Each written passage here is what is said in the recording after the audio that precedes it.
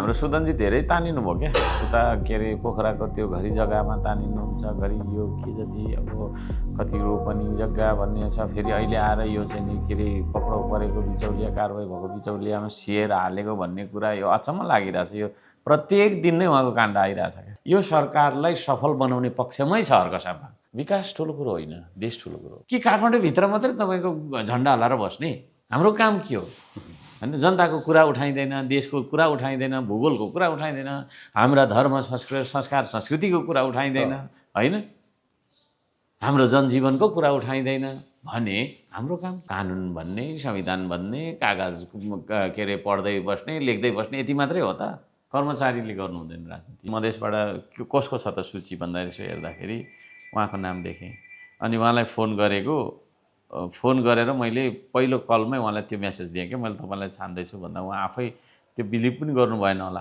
अनि मलाई भेट्न आउनु भनेर आउँदाखेरि त सानी हुनुहुँदो रहेछ त्योभन्दा पहिला मैले थाहा पनि थिएन उहाँ कस्तो हुनुहुन्छ भेट पनि भएको होइन सानो उमेर छ सिक्नुहुन्छ सबैलाई सिक्ने छुट छ तर सरकारलाई चाहिँ सिक्ने छुट छैन म चाहिँ राख्दिनँ अहिले नै मेरो दुईवटा फोन छ दुईटै मै बोक्छु एउटा ल्याउनु नि म बोक्छु भनेर कसैले भन्छ ड्याड नछुनु है भन्छ यति नाथे फोन पनि बोक्नु सकेन भने के देश बनाउनु म त ढुङ्गा बोक्ने मान्छे हिँड्दाखेरि खुट्टा ठोकिन्छ ठोकिन्छ नि त अब बोल्दाखेरि पनि अब स्लिप अफ टङ हुन्छ कहिले होइन अब मैले 100वटा शब्द बोल्दाखेरि दुईवटा शब्द कतिलाई मन पर्दैन अनि त्यहीँदेखि गाली सुरु हुन्छ धागै दाग भएर पनि बसिराख्ने स्थिति त होइन नि त अहिले त त्यो नैतिक प्रश्न खडा हुन्छ पहिला जस्तो तपाईँको चाहिँ नि त्यो जिउ छाडा तरिकाले सरकार चल्नु हुँदैन नैतिक प्रश्न खडा हुने बित्तिकै छोडिदिइहाल्नुपर्छ म एउटा व्यक्ति पनि त हो होइन मेरो नि तपाईँको भावनाहरू हुन्छन् होला अभिव्यक्तिको स्वतन्त्रता हुन्छ होला मैले सम्पत्ति यति धेरै तपाईँको देखाउनु भयो उहाँहरूको स्रोत छैन त्यो सम्पत्तिको ट्याक्स तिरेको छैन भन्ने कुराहरू आइरहेको छ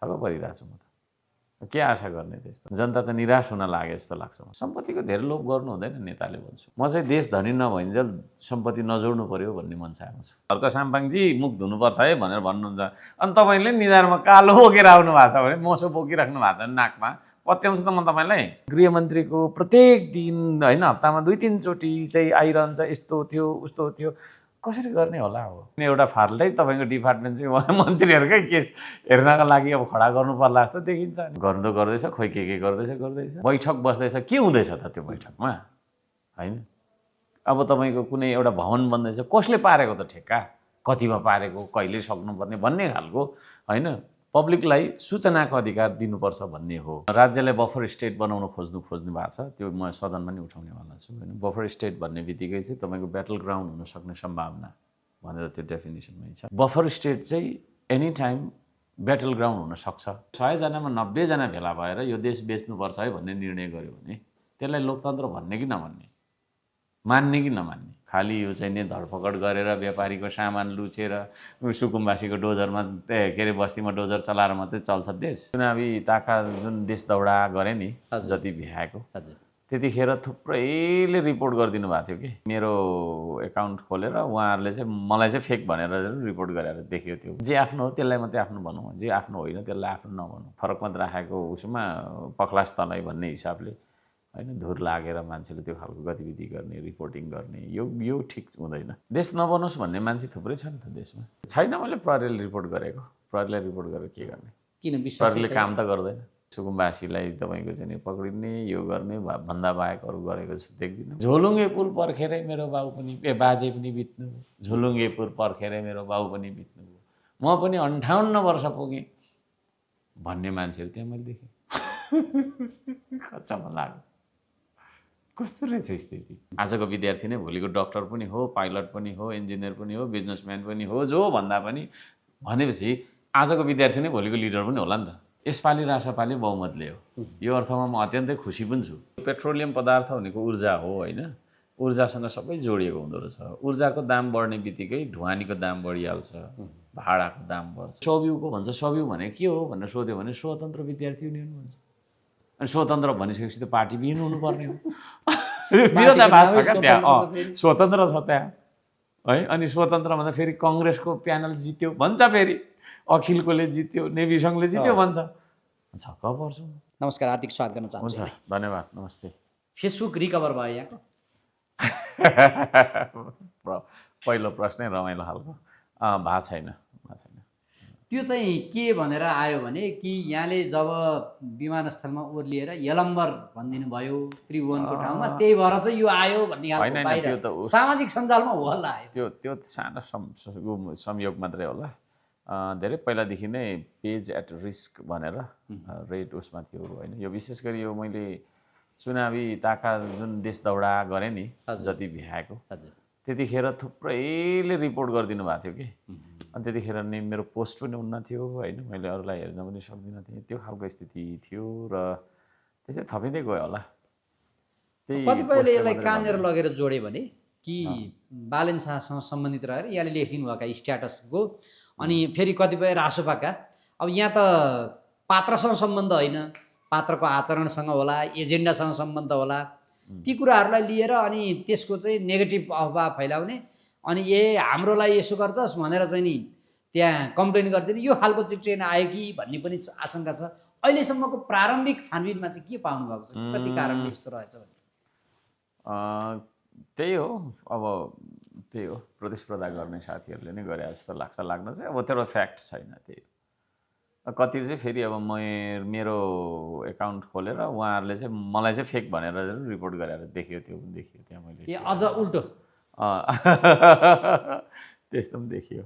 त्यसो नगर्नु होला, अनैतिक गर्नु हुँदैन भन्छु म त। कुनै पनि क्षेत्रमा, आइटीमा होस् या चाहिँ नि होइन, हाम्रो सामान्य जीवनको लेनदेनका कुराहरू भए यी सारा कुराहरूमा हामीले इमान्दार बनौँ।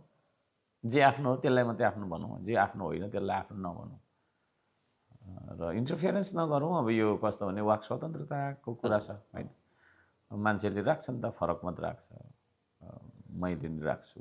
फरक मत राखेको उसमा पक्लास तनाइ भन्ने हिसाबले होइन, धुर लागेर मान्छेले त्यो खालको गतिविधि गर्ने, रिपोर्टिङ गर्ने, यो ठिक हुँदैन होइन। यो चाहिँ लाइक स्वतन्त्र रूपमा प्रतिस्पर्धा गर्ने हो। डराएको जस्तो पनि लाग्छ मलाई कता कता। खैर यो कसको कारण होला? प्रतिस्पर्धी साथीहरूको कारण हो कि यहाँभित्रकै पार्टीभित्रको? खै अब त्यो यसै भन्न सकिँदैन, अब त्यस्तै पनि हुनसक्छ। अहिलेसम्मको प्रारम्भिक छानबिनमा के पत्ता लाग्यो? त्यस्तै हुनसक्छ। अब धेरै रिपोर्ट गरेको होला, कता के थुप्रै थियो त्यस्तो। त्यो धेरै पहिलादेखि थियो कि मेरो पेजमा समस्या। एउटा व्यक्तिसँग जो चाहिँ यो देश बनाऊ, बरु सबैलाई श्रममा जुटौँ भन्छ, जनतासँग घुलमिल भएको भई गर्छ, त्यो व्यक्तिको फेसबुकबाट के पाउला भनेर चाहिँ लाइपरे होला नि त त्यसो भए? खै कोन त के हो त्यो चाहिँ मलाई थाहा भएन। देश नबनोस् भन्ने मान्छे थुप्रै छ नि त देशमा। देश नबनोस् यो होइन, अरूको उपनिवेश बन्न पाए हुन्थ्यो भन्ने मनसाय पनि होला। यो देश यस्तो घाँडो भयो यसलाई बेची पठाउँ भन्ने खालको मान्छे पनि होला। अब त्यो चाहिँ आगामी दिनमा जस प्रहरीसँग रिपोर्ट भएर एक खालको कि आफ्नै टिमले नै हजुरको रिकभरी छैन। मैले प्रहरीले रिपोर्ट गरेको, प्रहरीलाई रिपोर्ट गरेर के गर्ने? किन विश्वास? प्रहरीले काम त गर्दैन, विश्वास छैन राज्य संयन्त्रसँग गर्दैन। खै मलाई त्यो ज्यान मार्ने धम्की दिने, मेरो घर जलाउने मान्छेलाई त रिपोर्ट गरेर त्यो त गर्न सकेन, के अरू अहिलेसम्म पत्ता लाग्न सकेन। त्यो सुकुम्बासीलाई तपाईँको चाहिँ पक्रिने, यो गर्ने भन्दा बाहेक अरू गरेको जस्तो देख्दिनँ म यसमा चाहिँ आउँछु। अब अहिले चाहिँ राष्ट्रिय राजनीतिको ठ्याक्कै एजेन्डामा छौँ। अहिले देशको गृहमन्त्री एक खालको विवादमा बिचौलिया भनेर कोही व्यक्ति पक्रिएको छ, त्यही बिचौलियासँगको एक खालको साँठगाँठ साझेदारी पो रहेछ उहाँको कम्पनीको साझेदारी। त्यो कुराहरू त्यही त, त्यो प्रुभन फ्याक्टहरू यदि हो भने उहाँले राजीनामा दिनुपर्छ नैतिकताका आधारमा। गृहमन्त्रीले दिनु परिहाल्छ नि। तपाईँले चाहिँ भन्नुभयो अब त्यो प्रुभन फ्याक्ट हो, तपाईँलाई आइरहेको छ। मैले त्यो देख्दैछु, मैले सेयर गरिरहेको छु केही पोस्टर, के हो यो भनेर। त्यो नैतिक प्रश्न खडा हुन्छ। पहिला जस्तो तपाईँको चाहिँ त्यो जिउ छाडा तरिकाले सरकार चल्नु हुँदैन। नैतिक प्रश्न खडा हुने बित्तिकै छोडिदिइहाल्नुपर्छ बाटो। खैर भने अहिलेको जनमतले चाहिँ त्यो भन्छ क्या। हजुर। अनि एउटा विषय यहाँनिर हिजोको दिनमा जसरी उपसभामुख पद अब भलै सत्ता साझेदारहरूले बाँड्थे, त्यो पनि फरक रहेन।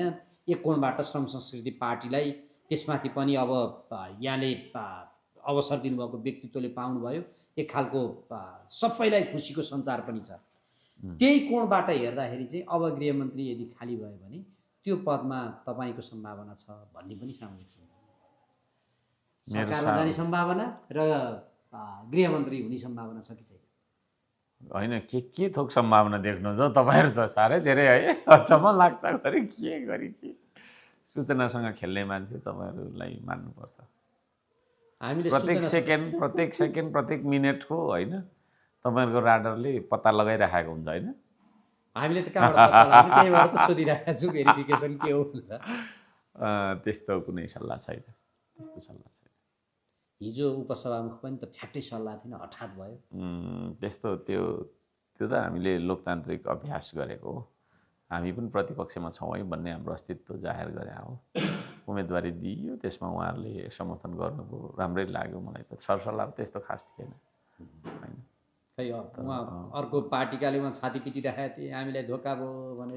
त्यो त खै अब खैर त्यता जानु परेन। यतैपट्टि चाहिँ हेर्दाखेरि गृहमन्त्रीले राजीनामा दिनुपर्छ, तर सरकारको अहिले समग्रतामा काम शैली कतै डोजर चलिरहेको छ, डोजर आतङ्क भयो भनिरहेका छन्, कतै कतै केही भनिरहेको होइन। हाम्रो सुदनजी धेरै तानिनु भयो क्या उता के अरे पोखराको त्यो घरी जग्गामा तानिनुहुन्छ, घरि यो के जति अब कति रोपनी जग्गा भन्ने छ। फेरि अहिले आएर यो चाहिँ नि के अरे पक्राउ परेको बिचौलिया, कारवाही भएको बिचौलियामा सिएर हालेको भन्ने कुरा यो अचम्म लागिरहेछ। यो प्रत्येक दिन नै उहाँको काण्ड आइरहेछ क्या।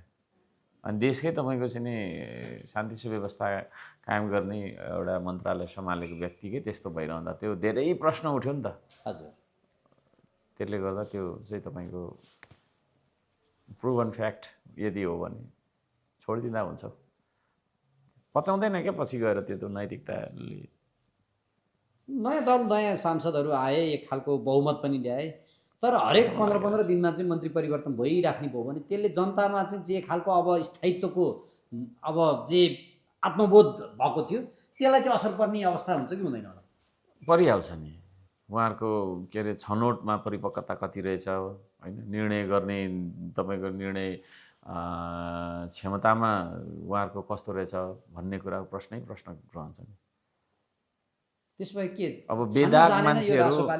बेदाग मान्छेहरू तपाईँको चाहिँ के अरे अब मन्त्री भएर आयो भने त्यहाँबाट चाहिँ त्यो सरकारबाट होइन।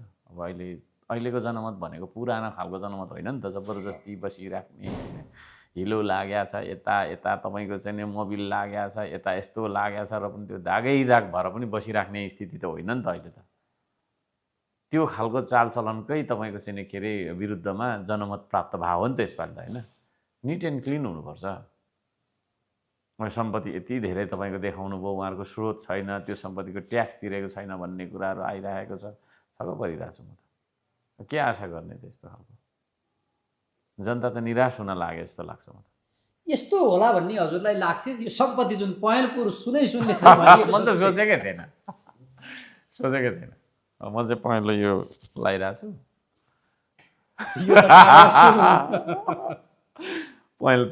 पहेँलै छु म पनि छ नि त अहिले। यो त पहेँलो होइन, जनताले धन्यवाद स्वरूप, जनताले यसो कामको अपेक्षा हो यस्तोहरू चाहिँ लाउनु भन्छु म चाहिँ अहिलेको मन्त्रीज्यूहरूलाई, प्रधानमन्त्री लगायत सबैलाई। त्यसो नगर्नुहोस्, सम्पत्तिको धेरै लोभ गर्नु हुँदैन नेताले भन्छु। मेरो चाहिँ मान्यता छ। म चाहिँ देश धनी नभइन्जेल सम्पत्ति नजोड्नु पर्यो भन्ने मनसायमा छु, व्यक्तिगत तौरमा नै र सबैले पनि हो होइन। राजनीति गर्छु भन्ने मान्छेले चाहिँ त्यो सोच्नुपर्छ क्या। मेरो मान्यता चाहिँ त्यो छ, तर अब मैले भने जस्तो हुनुपर्छ भन्ने जबरजस्ती चाहिँ छैन। तर मेरो चाहिँ त्यो हो, देश चाहिँ गरिन्छ, आफू धनी भएर के गर्ने त्यो। अब यहाँ त भ्रष्टाचार गर्नु हुँदैन भन्थे हिजोका दिनमा, सबभन्दा बढी भ्रष्टाचारका काण्डहरू पनि भटाभट छन्। खैर तर अब सरकारले 62 यताका सम्पत्ति जुन सार्वजनिक छानबिन गर्ने भनौँ, सार्वजनिक होदामा अब त्यो पनि हुँदैन जस्तो लाग्छ मलाई। गरेर जाने भनिसक्यो त। अब गृहमन्त्रीकै त्यो खालको प्रश्नहरू चाहिँ उठिरहेछ भने अब कुन हैसियतबाट कसरी गर्ने भने के?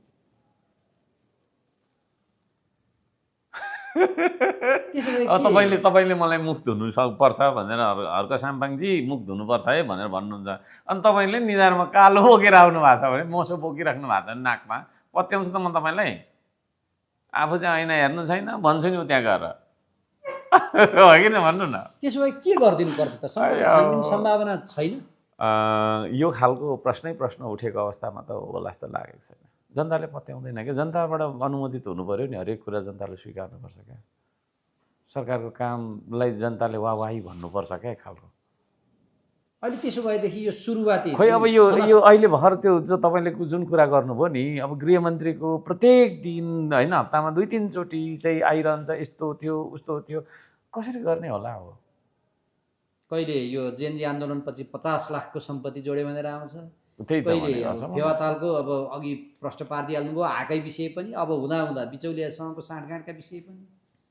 त्यही त अनि उहाँकै केस हेर्दा नै अब तपाईँको चाहिँ नि एउटा फाल्टै तपाईँको डिपार्टमेन्ट चाहिँ उहाँ मन्त्रीहरूकै केस हेर्नका लागि अब खडा गर्नु पर्ला जस्तो देखिन्छ। अनि एउटा फाल्टै मन्त्रालय, अनि कसरी चाहिँ हुन्छ त त्यो खालको? अब त्यो यो चाहिँ नेपालमा के भएको यस्तो? अब जनताले एक खालको ल अब नयाँ पुरानो त गर्दै गरेन, नयाँलाई दिउँ भनेर डाङडुङ नयाँ दिएको, नयाँ फेरि सुरुवातबाट विवादित भएको। 13 दिन अगाडि अर्को 13 दिन मात्र खाएका थिए एउटा मन्त्री विवादित परे। के भएको यो चाहिँ? अब त्यसो भए त अब कता जाने भन्ने परिस्थिति भनेको त्यही त भनेको त जनताले पनि अब धेरै सोच्नुपर्छ। मैले त्यही भने अब धेरै अरू कुरा गर्दिनँ, जनताले देखे त्यस्तो हो, अब गरे भएकै त्यस्तो हो। जनता उदास हुने देख्छु है म चाहिँ। यस्तै प्रवृत्ति हुँदैन कि के हो भन्ने टाइपको हुन्छ जस्तो लाग्यो। नयाँ केही हुँदैन, खालि त्यही आउँछ। 100 दिन 100वटा बाचा के भनेर सरकारले अब हुन त प्रधानमन्त्री नै सर्वेसर्वा हुन त यो प्रणाली पनि त्यस्तै छ। त्यो भित्र जे एक खालको इनिसिएसन छलफल जस्तो हुँदैछ त्यो चाहिँ कतिको छनक दिइराखेको छ? प्रधानमन्त्री ज्यूले के गर्दै हुनुहुन्छ भन्ने त हामीलाई त्यत्रो जानकारी त हुँदैन होइन। प्रतिपक्षले त खबरदार गर्नु पर्यो, गर्नु त पर्ने हो, वेटिङ गभर्मेन्ट हो हुन्छ होइन। तर त्यही हो, अब सबै कुरा त हामीले कहाँ थाहा हुन्छ त होइन। जति सक्दो थोरै बैठक बसौँ भन्ने मन छ उहाँहरूले राख्नुहुन्छ जस्तो लाग्छ। हामी चाहिँ जति सक्दो धेरै बैठक बसौँ, जनताको कुरा धेरै सदन मार्फत चाहिँ नि होइन सरकारलाई र सबैलाई है भित्रभित्रै लुकेर भन्दा पनि पारदर्शी हिसाबबाट चाहिँ नि सुशासन कायम गरौँ, काम गरौँ भन्ने हिसाबले हामी चाहिँ प्रस्तुत छौँ। उहाँहरू जति सक्दो थोरै बैठक राखौँ भन्ने हिसाबले प्रस्तुत हुनु खोज्नु भएको जस्तो देख्छु। अनि हो त्यस्तै हुन्छ क्या, हरेक कुरा लुकाएर गर्नु हुँदैन। केही अब त्यो भनौँ न अब परराष्ट्रसँग सम्बन्धित अब राज्यको एकदम गुदी कुराहरू बाहेक अरू कुराहरू लेट द पिपल नो भन्ने हिसाबले जानुपर्छ। सरकारले के गर्दैछ त अब यो 6 महिनामा के गर्ने होइन, यो महिना के गर्ने है, आफ्नो सम्पत्तिकोदेखि लिएर हरेक कुराहरू यस्तो पारदर्शी गऱ्यो भने जनता खुसी हुन्थे। गर्नु गर्दैछ, खोइ के गर्दैछ त्यहाँभित्र पनि नजा, यता पनि नआइज, यस्तो गर, रिस्ट्रिक्सन्स थुप्रो भन्ने कुरा सुन्छु। प्रतिपक्षी दलहरूलाई पनि रेस्ट्रिक्सनमा छ राखेको छ सरकारले? हामीलाई त छैन, धेरै हल्ला गर्छौँ र होला। हामीलाई त छैन। अब अनेस्टली भन्नुपर्छ, फेरि मैले ढाँट्नु मिल्दैन होइन, हामीलाई चाहिँ छैन। तर अरू प्रतिपक्ष दललाई के छ त्यो चाहिँ फेरि मैले सोधेको छैन। एक खालको मोर्चाबन्दी पनि सुरु भएको छ प्रतिपक्ष र केही मिनिस्टरहरू चाहिँ जस राम्रै हुनुहुन्छ, उहाँहरू फोन रेस्पोन्स गर्ने टाइपको, मेसेज पनि होइन रिप्लाई गर्ने टाइपको, त्यो देख्दाखेरि चाहिँ जस कम्फर्टेबल लाग्छ। केही मिनिस्टरहरूसँग चाहिँ नाम चाहिँ लिन्न। अब केही चाहिँ फेरि त्यही पुरानै शैली त्यो पनि फेरि आफ्नो व्यक्तिगत स्वभावजन्य कुराहरूलाई होइन। म बोल्दाखेरि प्रायः हाँसिरहन्छु नि त। कोही मान्छे तपाईँले 2 घन्टा इन्टरभ्यू लिनु एकचोटि हाँस्दैन। तपाईँ पनि म जस्तो हाँसिरहनुहुन्छ। किन हाँसिस भनेर भन्नु पनि मिलेन भने स्वभावजन्य कुरा पनि होला। कोही चाहिँ एकदम रेस्पोन्सिभ देखेँ मैले, म चाहिँ उहाँहरूसँग चाहिँ खुसी छु। फेरि कोही चाहिँ फेरि गर्दैन, पुरानै शैली छ। मन्त्रीको व्यक्तिगत भन्दा पनि समग्रतामा देशकै हेर्नु पर्यो। यहाँहरूले देशकै एजेन्डा बोक्दै गर्दा अहिले चाहिँ यो सरकार गठन आफैमा पनि कैयन प्रश्नहरू खडा भइरहेको, बारबरादेखि केदेखि अनेकन कुराहरू, र सरकार बनिसके पछाडि पहिलो उच्च पदस्थ भ्रमण पनि अमेरिकाबाट सहायक विदेश मन्त्रीको नेपाल भ्रमण। यहाँनिर के हो हल्ला बिच भन्दा यो सरकार स्वयंको विषयमा, त्यस पछाडि यहाँले त पहिलो बैठकमा नै गएर सुरुवातमै भनिसक्नु भएको छ एमसिसी लगायतका कैयन विषयहरू जुन कैयन पटक विवादित भएका विषय पनि हुन्। अब युरेनियमका कुराहरू पनि जोडिएका छन्।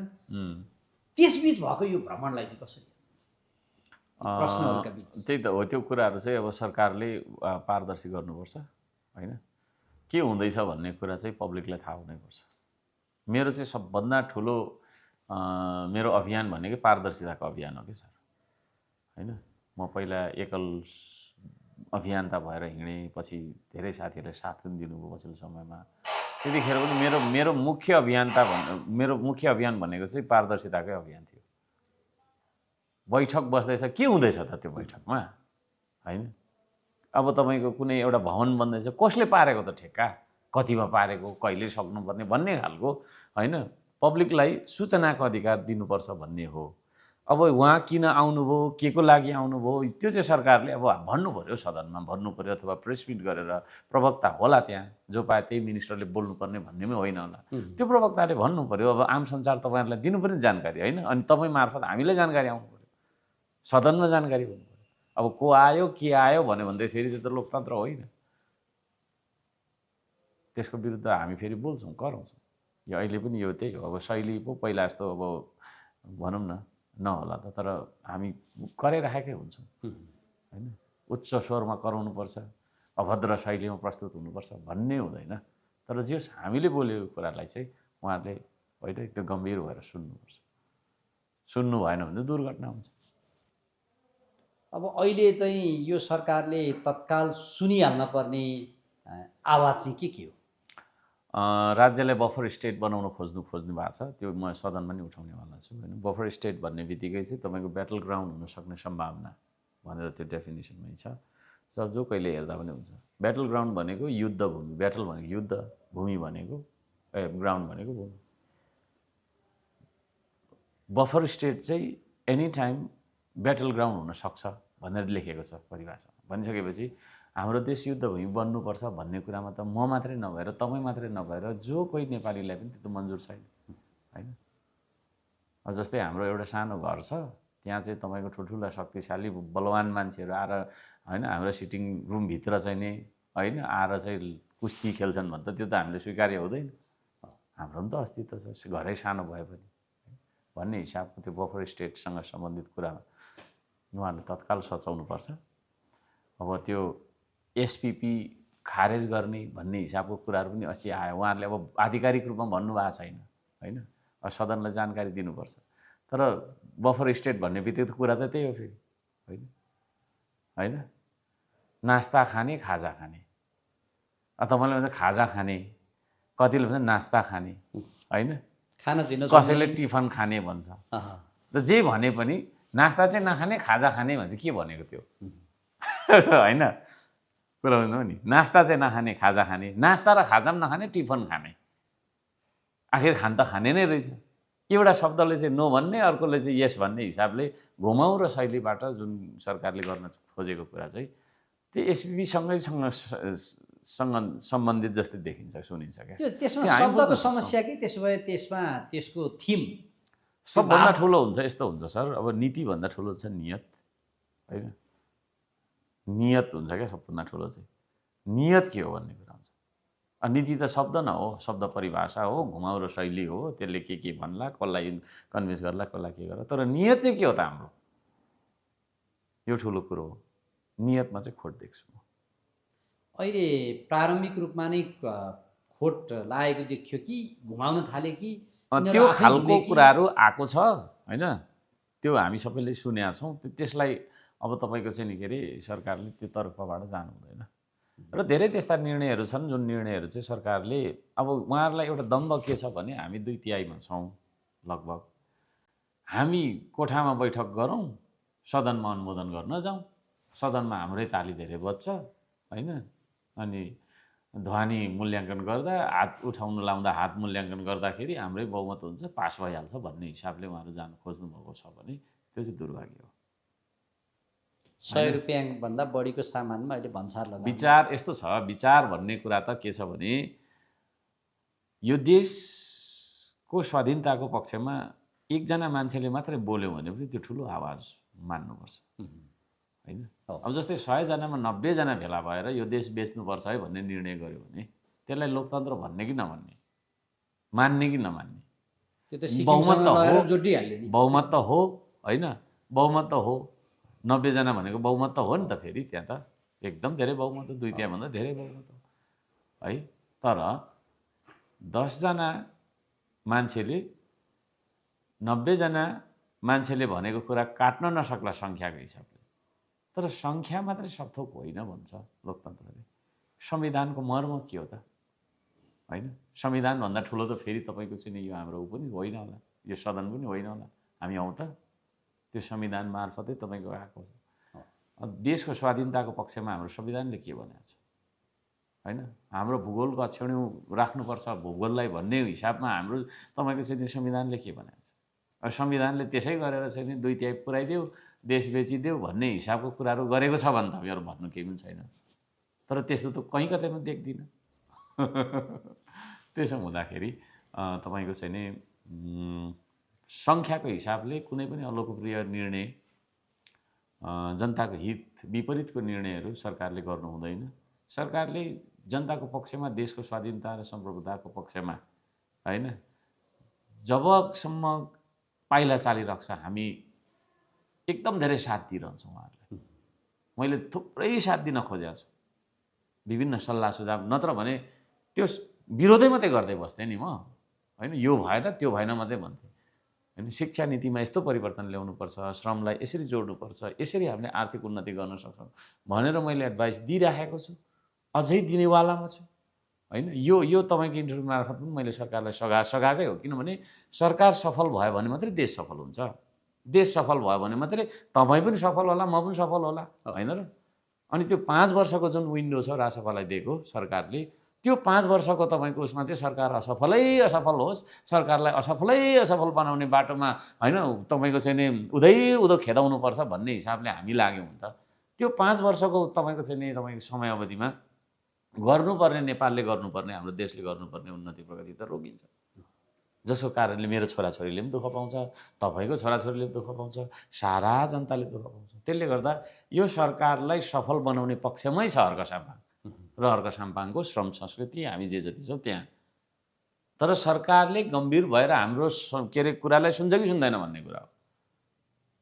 सुनेन भने ऊ त्यस्तै हुन्छ अब होइन। एउटा निर्णय आज गर्यो, भोलि फेरि ब्याक सर्यो, पर्सि अर्को गर्यो, फेरि विवादमा तानियो, यस्तो गर्यो उस्तो गर्यो, अनि भोलिको दिनमा तपाईँको फेरि 2/3 नजिकमा बहुमत पाउने त पहिला पनि थुप्रै थियो होइन। थियो नि त पहिला पनि होइन। यो पहिलो घटना त होइन।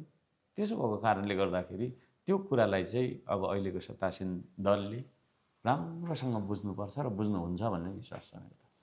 अब यो सरकारले मानौँ कतिपय नगर्ला, आफ्नो कोणबाट अगाडि बढ्न नि सक्ला, तर त्यो सरकारभित्र तपाईँहरू आफै सहभागी भएर त आफ्नो हिसाबले लिएर जान पनि सकिन्छ होला।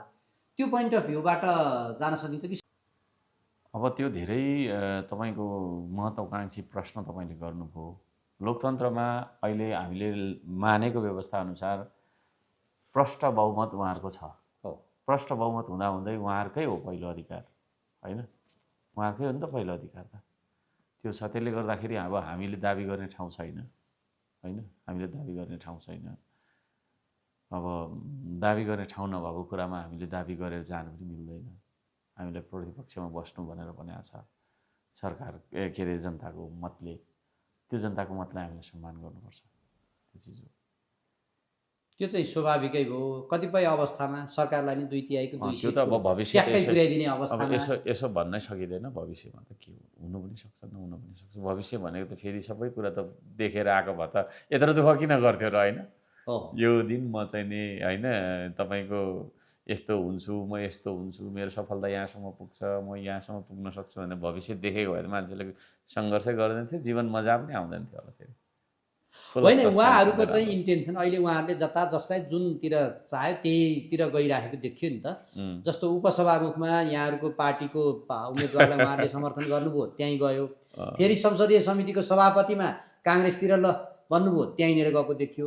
त्यो पोइन्ट अफ भ्यूबाट भोलि सरकारमा सहभागिताको हिसाबमा पनि कम्तीमा त्यो उपसभामुखमा संलग्नता गराएको हिसाबले पुरानोभन्दा नयाँलाई चिन्यौँ भन्ने उहाँहरूको पनि इन्टेन्सन भयो र यो कोणबाट जान सक्ने भयो भने र यहाँहरूको पार्टीले पनि ल आवश्यक पर्यो भने सरकारमा जाने भन्ने हुन्छ कि हुँदैन त्यस्तो अवस्थामा? त्यो परिस्थितिमा भर पर्छ होइन। अहिलेको लागि हाम्रो त्यो खालको सोच विचार छैन। परिस्थितिमा भर पर्छ। अहिले एउटा अभिव्यक्ति कि बिहारका हुन् त उहाँ अहिले मुख्यमन्त्री हुनुभयो, त्यो अभिव्यक्ति अलिक अगाडिको जस्तो पनि रहन्छ, तर त्यसले चाहिँ एउटा के सोच पाल्दो रहेछन् भन्ने कुरालाई प्रष्टीकरण दिन्छ। त्यो अभिव्यक्ति यहाँले थाहा पाउनुभएको होला। सम्राट चौधरी जो मुख्यमन्त्री हुनुहुन्छ कि नेपाल भारतको अङ्ग भएको भएदेखि त्यहाँ चाहिँ सुख शान्ति जे सबै हुन्थ्यो, काङ्ग्रेसले चाहिँ हिजो अलग राख्यो, यी कोणबाट जे अहिले आइरहेको छ त्यसले एउटा इन्टेन्सनलाई पनि रिफ्लेक्ट गर्छ होला। त्यो अभिव्यक्ति सुनेपछि तपाईँलाई कस्तो लाग्यो? यस्तो छ, त्यो खालको अभिव्यक्ति दिनु हुँदैन कुनै पनि तपाईँको देशको मान्छेले, किनभने हामी सानो छौँ, सानो भए पनि हाम्रो जीवन हामीलाई प्यारो छ, हाम्रो देश हामीलाई प्यारो छ। यो देशको सम्प्रभुता, यो देशको स्वाधीनता बचाउनु चाहिँ सबभन्दा ठुलो कुरो हो। विकास ठुलो कुरो होइन, देश ठुलो कुरो हो है। म चाहिँ देशवादी मान्छे, राष्ट्रवादी मान्छे हो। बाटो बरु नबनोस्, हिँडौँला है, हिँडेरै जाउँला, म धरान केही छैन, गाडीमा मलाई पनि जानु छैन, तर म नेपाल टु नेपाल हिँड्न पाऊँ है। त्यो चिज, त्यो खालको सोच विचार राख्छु र त्यो खालको सोच विचारबाट उत्प्रोत भएर राजनीतिमा आएको एउटा व्यक्तिको लागि त्यो खालको अभिव्यक्ति चाहिँ अत्यन्तै धेरै आपत्तिजनक छ। उहाँले त्यो फिर्ता लिनुपर्छ होइन। नेपालको हकमा सरकार त्यसो तर्फबाट भने हामीले पनि त्यसरी सोचिदिँदा के हुन्छ होइन।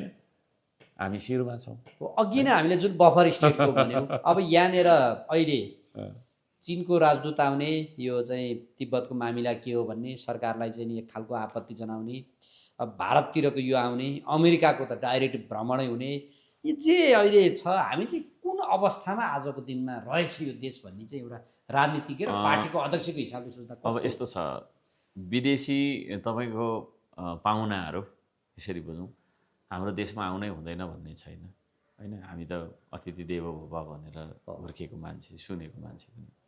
त्यसो भएको कारणले उहाँहरूलाई हामीले अत्यन्तै धेरै सम्मानहरू गर्नुपर्छ।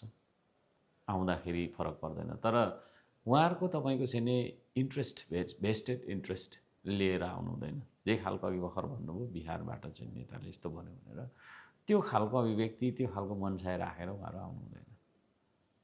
त्यो चिज हो। र दक्षिणलाई एट्याक गर्नलाई उत्तरकोले टेक्ने, उत्तरलाई एट्याक गर्नलाई दक्षिणकोले टेक्ने, अथवा कुनै 7 समुद्र पारीको मान्छेले आएर होइन यो यसो गर्ने उसो गर्ने भन्ने खालको हस्तक्षेप हाम्रो देशमा हुनु हुँदैन भन्ने बेसिक नर्म छ मेरो चाहिँ।